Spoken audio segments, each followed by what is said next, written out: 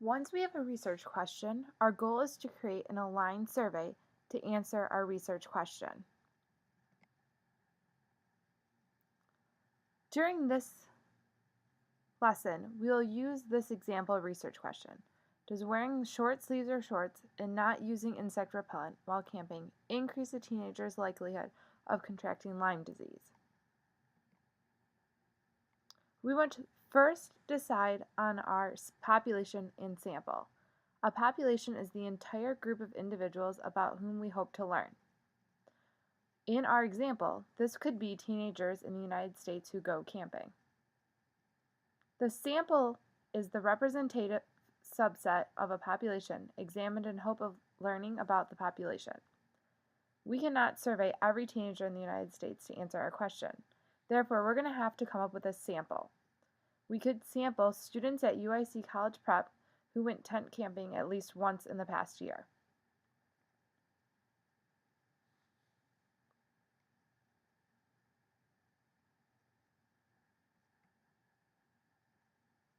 Next, we have to ask ourselves, what do I want to know?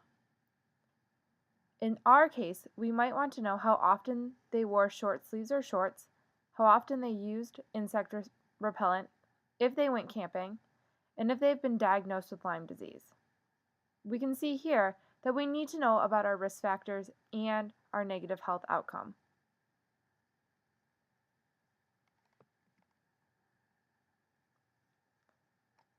As we design our survey questions, we need to ask ourselves, am I asking the right questions?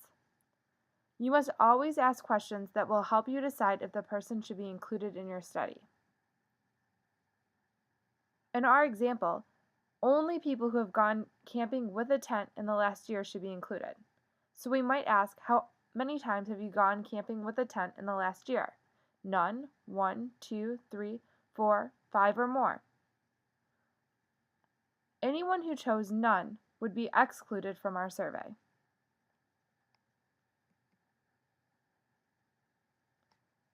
The next thing we want to ask, in order to ask the right questions, are questions that determine our risk factor.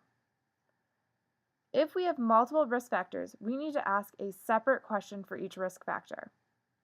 For example, the last time you camped, how many times did you apply insect repellent to your whole body? 0, 1, 2, 3, 4, 5, or more. Or, the last time you camped, did you wear short sleeves or shorts at any time? Yes, short sleeves. Yes, shorts. Yes, short sleeves and shorts. Or no, did not wear short sleeves or shorts at any time.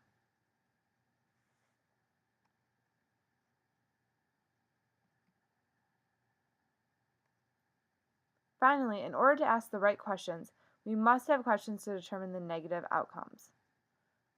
In our case, we only have one negative outcome, Lyme disease. So we could ask, in the last year, have you been diagnosed with Lyme disease?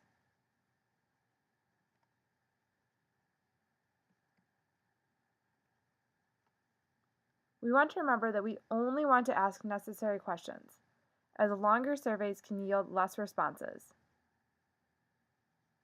and then affect our sample size.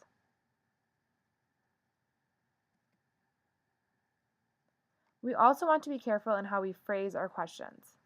We want to make sure that the question is clear so that the respondent answers it in the way that you intended.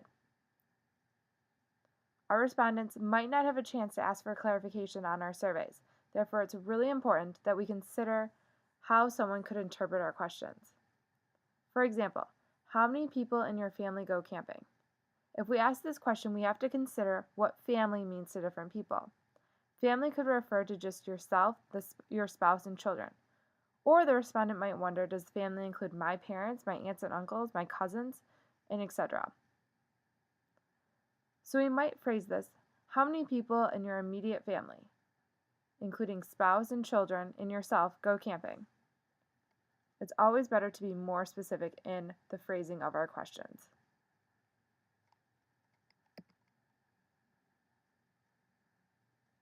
Therefore, we must ask specific, quantifiable questions rather than general questions. People have a hard time estimating their typical behavior.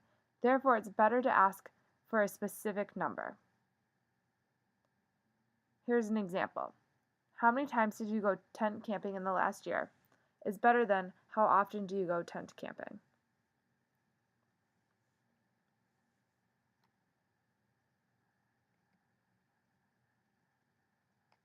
We also must remember that respondents may lie if they feel embarrassed, intimidated, insulted, or want to avoid insulting someone else.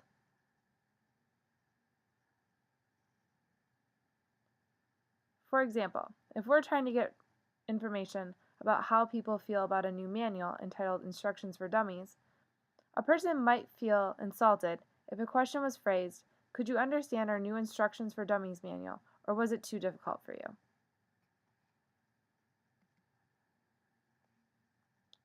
We also want to be careful in phrasing answer choices. Remember, it's always better to give options rather than open response. This makes it easier for you to analyze your data. When providing answer choices, you must make sure that there's an answer for everyone. For example, if we were doing a survey about smoking and lung cancer, and we asked how many cigarettes did you smoke yesterday, making a quantifiable question, we want to make sure that we include 0 for someone who does not smoke. If we did not include 0, a person who doesn't smoke might be forced to pick a number just to answer the question.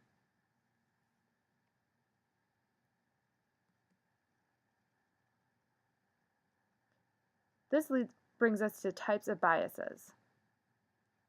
A bias can destroy our ability to gain insights from our sample. So we must always look for biases in any survey we give, and we must make sure to report our methods whenever we perform a survey so that others can evaluate the fairness and accuracy of our results.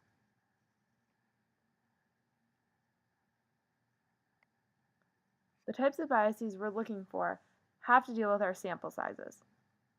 Voluntary response is a bias that's introduced to a sample when individuals can choose on their own whether to participate in the sample.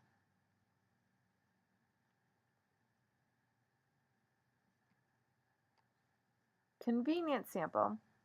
Surveys that consist of individuals who are conveniently available often fail to be representative because every individual in the population is not equally convenient to sample.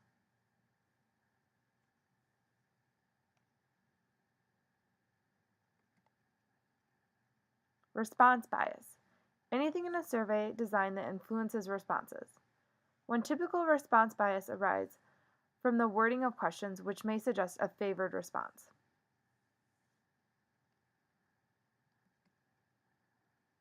Non-response bias. Bias introduced when a large fraction of those sampled fail to respond. Those who do not respond are likely to not represent the entire population. For example, those who are at work during the day won't respond to telephone surveys conducted only during working hours, and therefore they won't be represented in the entire population.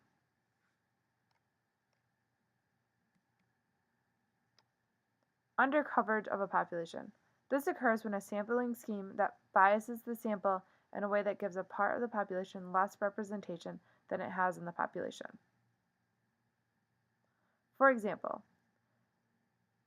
if a survey was given over the phone using cell phone numbers, and a vast majority of our population did not have a cell phone, they would not be included in the survey. Therefore, there would be an undercoverage of the population of people who might be low income and unable to afford a cell phone. Therefore, we must remember to always have specific quantifiable questions that are aligned to the risk factors and outcomes of our research question, and always look for biases before conducting our survey so that we can create an aligned survey to answer our research question.